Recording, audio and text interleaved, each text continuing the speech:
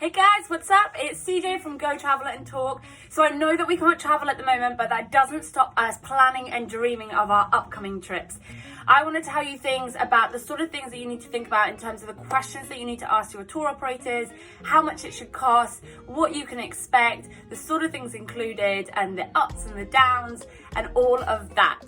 So, settle in and let's get started. Okay, first up, most of you are probably going to start your Machu Picchu experience in Cusco, an incredible city in Peru. Cusco has everything you need to plan your trip to Machu Picchu, so you don't need to book anything online unless you are doing the Inca Trail. Definitely book that months in advance because it gets sold out.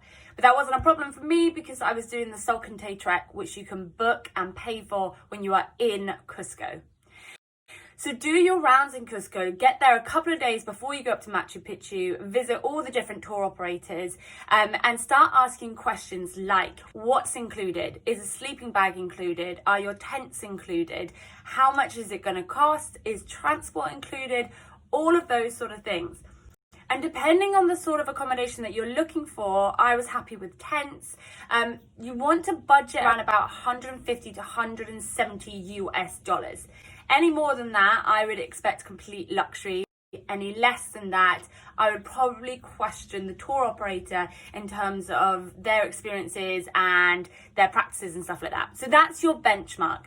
So once you've got all of your sort of stuff sorted in terms of when you're going to go and you paid for it, you then need to visit the markets and stock yourself up on some clothing.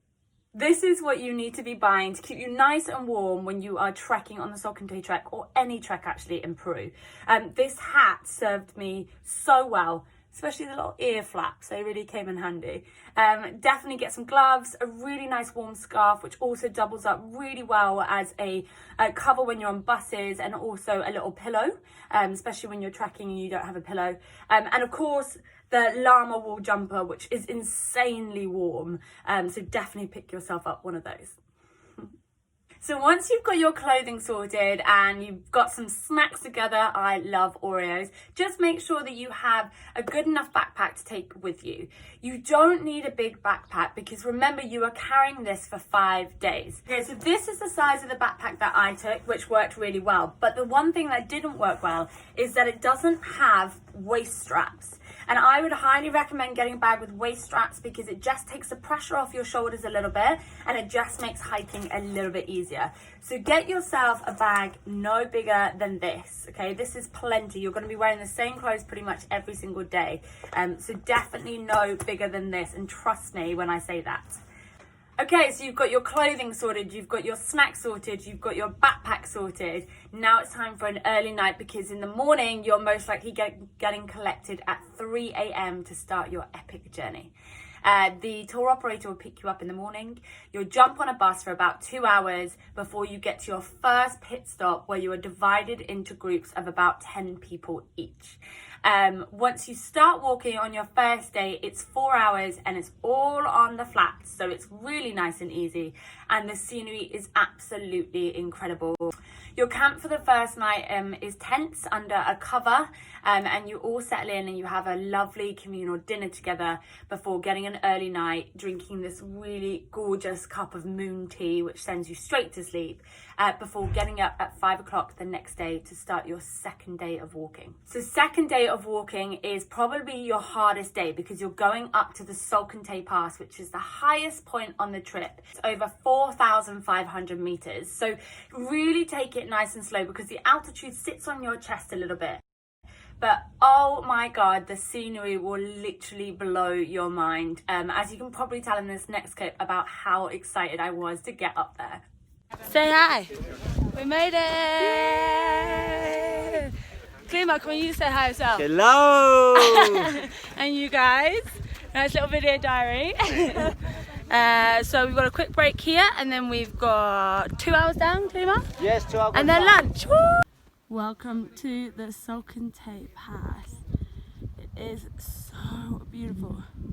So when you're at the top of the Salkantay Pass, your tour guide, if he was as amazing as our one, again through Marvelous Tour, and his name was Klima, will tell you all about the history, the culture, traditions, everything about the Salkantay Pass and what it means to them as a culture. You'll take a bit of respite because you've just walked 4 hours straight up before you tackle the 4 hours straight down. And that night, when you stay at the camp, you get your first hot shower in a couple of days, which is very exciting, as you can tell in this next video. Made it. Camp to night tea. This is on our tent. Now it's time for dinner. Good. What's the verdict on the hot shower? Don't give me high five, señorita. Come on. Where are the hot showers, Just Tima? congratulations. Yeah. Yes. We just, señorita. Okay, so you have your communal dinner, you catch up with your team, your hiking team, and then it's early to bed because in the morning you've got a very early start for day 3. So we are now on morning 3. It is 5:30 in the morning and we've just been woken up with coca tea. Hi. Oh my God. So we're just in our tent that we've been sleeping in. Now we're gonna get up, have breakfast and start walking. And we have the hot springs today, which is super exciting. So we will catch you later. Okay, so as you heard there, it's just a little bit of walking today and then you get to go to the hot springs, which are incredible. They're in the middle of the mountains. It's not overrun at all. It's fairly quiet. And you are surrounded by so much beauty and you're in these amazing, beautiful, natural hot springs, and you get to spend the afternoon there and just relax a little bit. And then that evening, you go to your 3rd camp, and that is when you rejoin all those people that you met on the first day before you got split off into groups, and you have a little bit of a party. But you have to remember, in the morning, you then have another day of walking. Good morning. Good morning. So we're on day 4. We're at camp Something. 3. Day 4. Camp 3, and now the next night we're actually sleeping in a bed. Yay! We're about to go zip lining. So for 2 hours we're going to be flying through the trees. Wish us luck. So one of the options that you can choose when you do the Salkantay Trek is whether you want to do zip lining or not. And we decided to do zip lining. Are you ready? No, I'm not ready. Freaking out? I'm not freaking out. I'm just a little bit nervous. Yeah, focus the guy. Oh, God.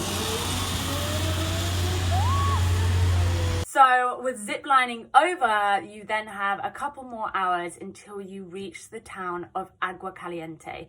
And this place is mesmerizing. It literally comes out of nowhere. You are walking through this incredible landscape and scenery with no one else around. And then out of nowhere, you get to this town in the middle of the mountains that is a hive of activities. There's built up hotels and restaurants and all of these crazy things, which is a little bit of a blow to the senses after spending so much time camping out in the wild for a little bit.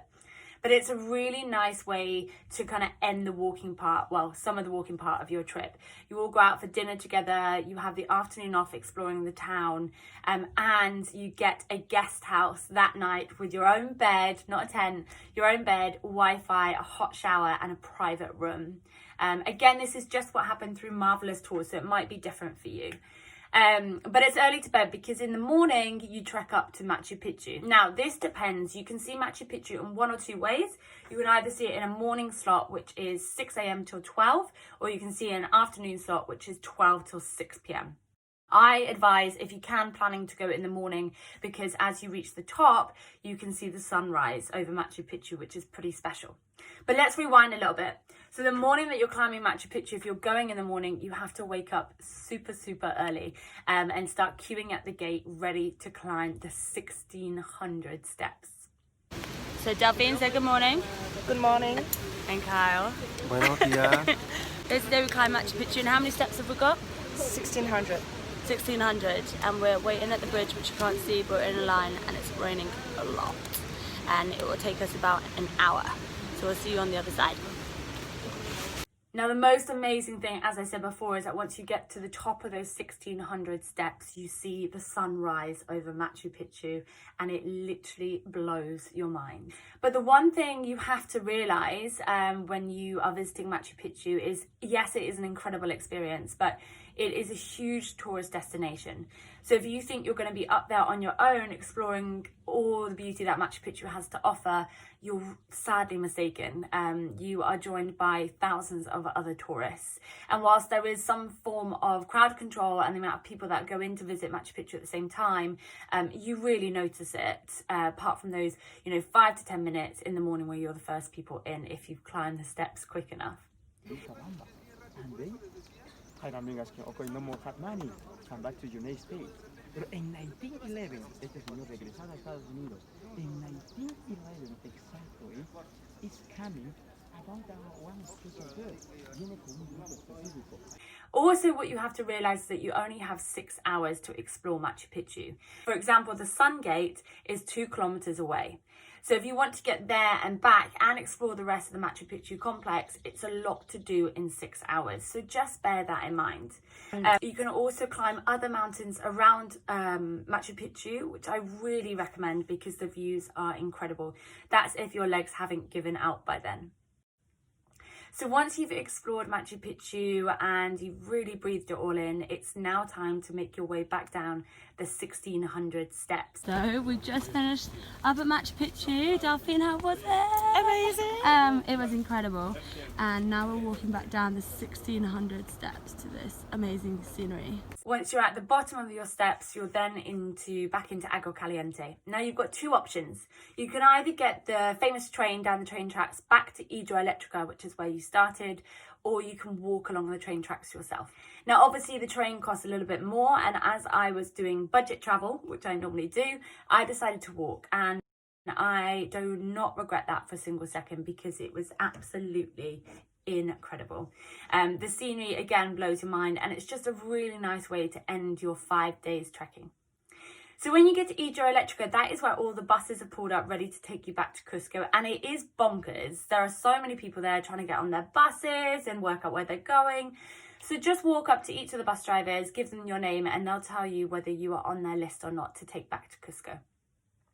Once you've got your bus, it's then a couple of hours or 3 hours, I think, to get back to Cusco, and you're dropped off at your hostel.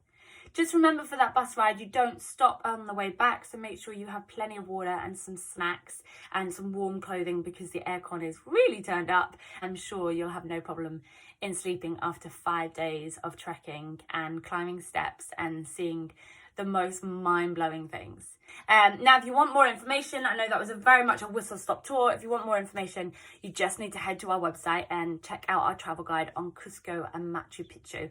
And as always, if you have any questions, I'm here, so just send me a DM and I would be happy to help. Thank you so much for watching, and I'll see you next time.